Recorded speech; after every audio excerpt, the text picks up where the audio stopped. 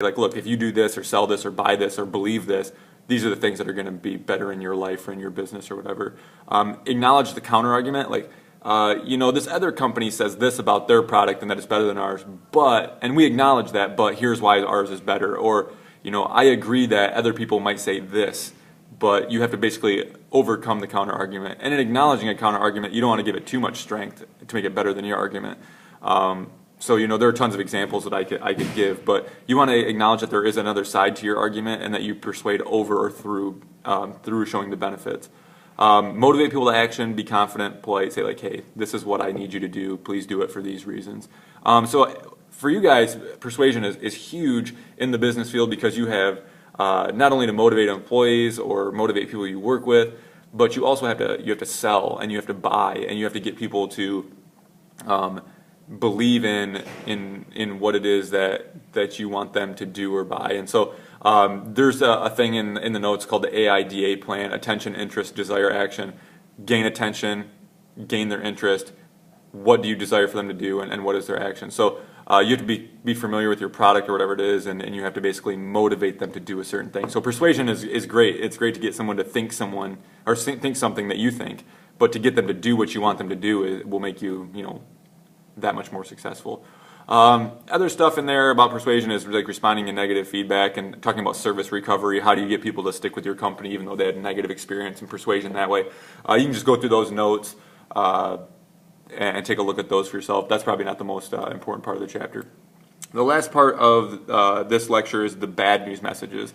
And inevitably, we're going to have to give bad news. I have to give bad news to parents and students and people all the time, and you're going to have to do the same thing as a leader of people in the business world. So it's inevitable at some point you'll have to give bad news. The better you are at giving bad news, the more successful you'll be, because few people are able to give bad news well or tastefully or in a timely manner. And of course that makes the bad news worse when it's given in an insensitive and tactless manner. So it says, there's a quote in the notes by Andrew Grove. It says, the worse the news, the more effort that should go into communicating it. You really have to plan ahead for bad news. And this is where a few of you lost a little bit on your email assignment, is you have to show how people are going to be compensated for the news, the timeline. You have to basically be in their shoes when they're receiving the message and figure out what they want to know about the bad news, and then soothe all of those, or at least attempt to soothe all those, salve all those wounds before they come back with questions. You want to answer all the questions before they're asked, essentially. But negative news spreads, bad news spreads, so answer all the questions, be clear, and like I said, try to make people as happy as possible with the bad news. I mean, that doesn't make a whole lot of sense. You make them happy about something bad, but make them feel as comfortable as possible before they have a chance to really get angry. So you need to be explicit, and you need to be indirect in your organizational manner. And what this means is, instead of saying like, dear Citizens Bank employees, you've all been fired. That would be direct, and they'd get up in arms, and they probably wouldn't even read the rest of your correspondence. You would start out with something more like, dear Citizens Bank employees, in order to keep Citizens Bank solvent and a leading bank in the area, First Merit will be acquiring Citizens Bank in order to do this, this, and this. We want to increase this much in our productivity and our assets. Show all the good things that are going to happen to the company, and then say, like, in order to achieve this, paragraph 2, we're going to have to lay off these people or clear up these redundancies. So you actually want to, like, it sounds terrible, but you want to save your bad news for later on in the message as a way to get people to read the whole document and understand the reasons for your decision first, as a way to accept the message before they even get the message. And that, it doesn't sound like it will work. People will still be angry, but it actually does go a long way in helping to help people understand. So put your justifications first and whatever the bad news is, and then come back with your decision towards the end, and then show your plan of action. So it should be formatted: justification, decision, plan of action, and then, like, questions and comments can come at the end. And you got to be careful how you phrase that, because people will have questions and comments, and some of them probably won't be appropriate or timely. So make sure you give a timeline so that people won't just call you right away and say, hey, what do you think you're doing, type thing. So some goals to keep in mind: be clear in your decision, help your audience accept the message as much as they can, try to maintain a goodwill relationship, even if you're letting this person go, or you're cutting their pay, or you're not buying their product anymore, whatever it is. Maintain a goodwill relationship with them, because you never know when that bridge will need to be there. So if you burn it, things probably won't go well. prevent unnecessary discussion or questions. Explain, be explicit. Try to, before you click send or email or mail or deliver that message, you need to think of every base, every question, every comeback, every retort that could be said, and answer that question in the document before it goes out. Otherwise, people will come back on you. Preserve your image, and then try as much as you can to be, make sure what you're doing is legal. You don't want to have people come back with lawsuits. Choose your medium carefully in doing this. Bad news is better in person, even though it's the most uncomfortable. You have to sit down with someone and say, like, look, this is the thing that's happening to you or to me or to our company. It's much more awkward for the sender of the information, but at least you can answer all the questions right there. Try to be face-to-face when you can. Phone calls, of course, are second to that. Maybe letter after that. Email probably is, or voicemail is the worst, but right or wrong, email is becoming the way to go for even bad news communication. That's why I had you write a bad news email, is because you're probably going to have to write a bad news email, even though that's probably not the best way to communicate bad news. Email does have advantages, though. It's precise. It allows you to think of all of the things before you send.